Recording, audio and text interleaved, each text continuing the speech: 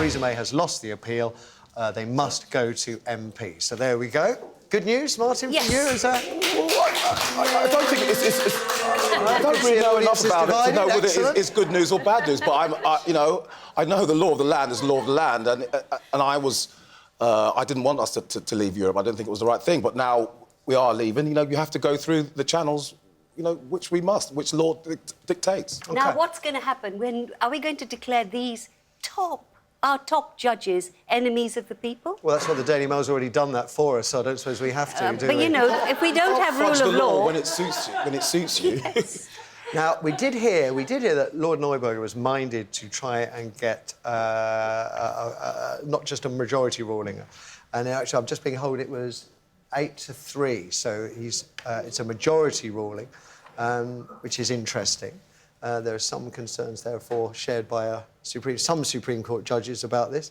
Do you think it is in the best interest of the British people to have some parliamentary oversight as to when Brexit is triggered, how Brexit is triggered, what kind of deal Theresa May might get? Do you know what? I'm not a politician at all, and this stuff Neither were a lot of the people that voted in the referendum. I know there's plenty of people out there that it confuses, but...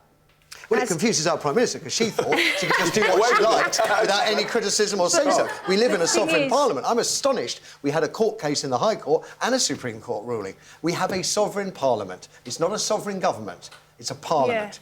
Yeah. All sides. There are lots of people out there that, like me, that don't really understand a lot of things in politics, and I think that, you know, they've made that decision to leave, and it's everyone's... For me, I'm just sitting here waiting, well, what's going to happen? Like, as a citizen of this country, I have no idea what's going to happen. Do you feel, then let me put it to you, do you feel more reassured that whatever proposals, that the starting point for Brexit, the Article 50, will now be overseen by Parliament? By more people, by more people, one. Yeah, and not just from one political party, from all the political parties. Yeah, in because Westminster. Everybody will have a view of what's best for our country. Right. You know, whether it be to do with the NHS and deals with different countries. Right. And the NHS is definitely something that needs to be looked at. Right, and if it slows the Brexit process down, would that irk you, or do we just think, well, you know, it's a big organisation, we need to consider these things carefully? I think it's very important to consider it. If it takes longer, then if we're going to get a deal that's right and we're going to get things right, then yes, definitely slow it down. I think if you rush into something, we could make the wrong decision as a whole. You know, I'm not a politician. You say you're not a politician, but you I think, will be speaking for a great many people at home. Yeah, because I don't want, you know, I've got 3 children, and with regards to the future for my children, then we have a right as a voice, because our children don't have a voice, to say something and say what we want for our children. This is going to affect my children's future. Right, so you want it to be considered, carefully considered. I want to be considered carefully, yes, definitely. I also have to say, I am so furious with Corbyn and his clique. I mean, the man is...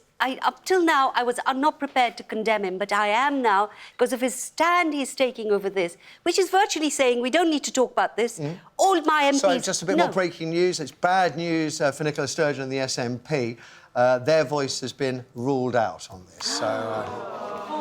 which was expected, I have to say. So there we go. Lots is happening, and it's continuing to happen while we're on air.